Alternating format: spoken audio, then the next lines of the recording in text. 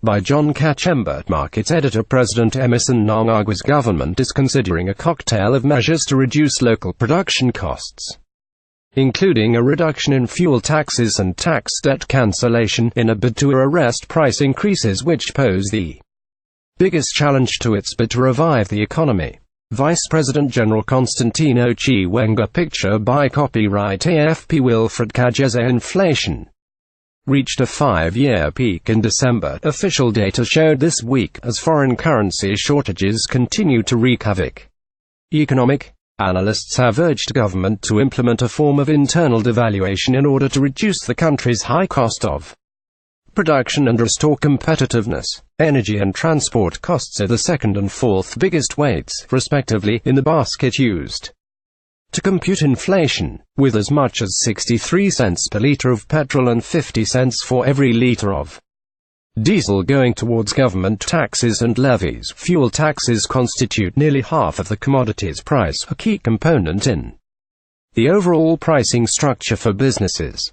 Tax on fuel is the second largest contributor to government revenue, after personal income tax, raising about $500 million annually, or 10% of the 2018 national budget. A cut in the tax would significantly reduce business costs and release millions of dollars into the hands of households for consumption. It remains to be seen how far government would be willing to go, considering its limited funding sources. Highly placed sources said government, which is under pressure to turn around the economy after Mnangagwa took over from former President Robert Mugabe in November, was planning to reduce taxes on petrol and diesel as it seeks to influence a reduction in the prices of consumer goods. Ahead of elections expected this year, the government is also contemplating a write-off of outstanding tax debts by the private sector to inject life into ailing companies, the sources said. The reintroduction of a social contract between government, labor and business was also under consideration, they said, but they indicated that a reduction in fuel taxes, which have resulted in a high cost of fuel, was likely to be acted upon soon to reduce production costs. Prices have shot up significantly since last year, compounding the country's economic woes. The ruling ZANU-PF party recently set up an ad hoc committee led by Vice President Constantino Chiwenga to deal with rising prices. Chiwenga met captains of industry from across various economic sectors in Harare on Monday. The meeting was attended by representatives of the Confederation of Zimbabwe Industries (CZI), the Zimbabwe National Chamber of Commerce (ZNCC), National Economic Consultative Forum by Zimbabwe, National Bakers Association of Zimbabwe, Stockfeeds Association, Oil Expresses Association of Zimbabwe, Zimbabwe Clothing Manufacturers Association, Meat Processors Association of Zimbabwe, Livestock and Meat Advisory Council, and miners.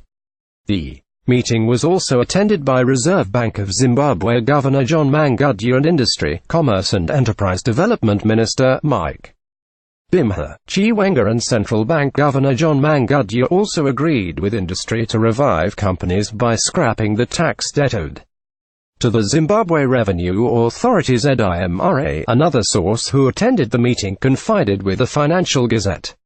The RBZ governor said it doesn't make sense for struggling industries, and those that even temporarily closed, to be forced to pay taxes for periods when they were dead. As such, the government is planning to scrap taxes from as way back as 2009 and allow companies to start on a clean slate, the source said. ZIMRA is currently owed over $3 billion in unpaid taxes as companies continue defaulting due to deteriorating economic conditions. The Financial Gazette understands that other issues also discussed in the meeting included doing away with price controls, the 3TA pricing system, formalizing the informal sector, and ensuring timely availability of foreign currency to critical areas of the economy.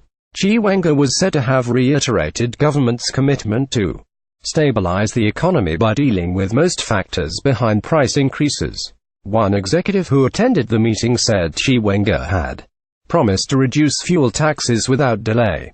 A top government official who preferred anonymity said the meeting with Chiwenga was very robust, with the business community and government reaching a consensus on the need to reintroduce a social contract and freeze wages and prices for the next 6 months.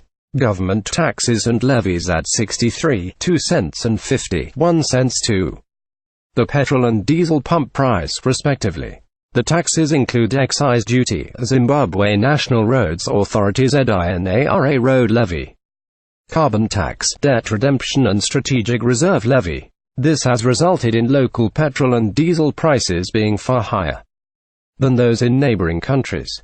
The country's petrol prices are currently around $1.39 per litre, while that of diesel is around $1.25 per litre.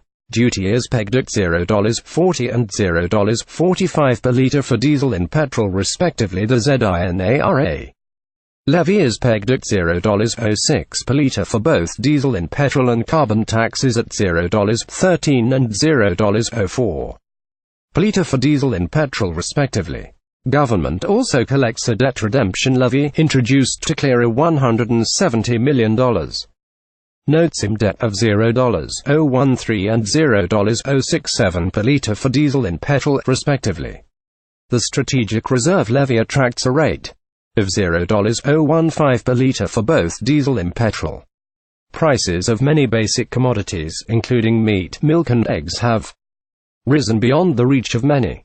Bread prices went up by 10 cents in December, but producers were forced to reverse the increase after government intervention. We understand that the government gets much of its revenue from fuel taxes, but if they can find alternative means of getting revenue and reduce fuel levy, this will result in low fuel prices and consequently low prices for basic goods, said a petroleum industry player.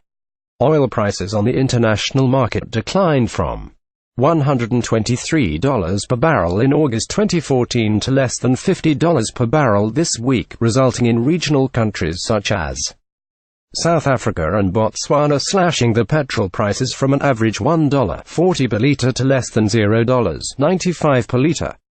However, Zimbabwe's fuel prices, which are set through pricing model agreed to between the Energy Ministry, Zimbabwe Energy Regulatory Authority and oil companies, have remained relatively high despite carrying a 15% component of ethanol. The ethanol component was reduced to 5% this week due to declining sugarcane supplies. There was a public outcry last December when prices of basic commodities went up by an average 100%, allegedly due to foreign currency shortages. Presenting the State of the Nation address last month, Mnangagwa implored the business community to show restraint and avoid wanton price hikes. Such actions raise the appeal of cheaper imports, which has the effect of undermining current efforts to develop the local industry, said Mnangagwa. The Financial Gazette.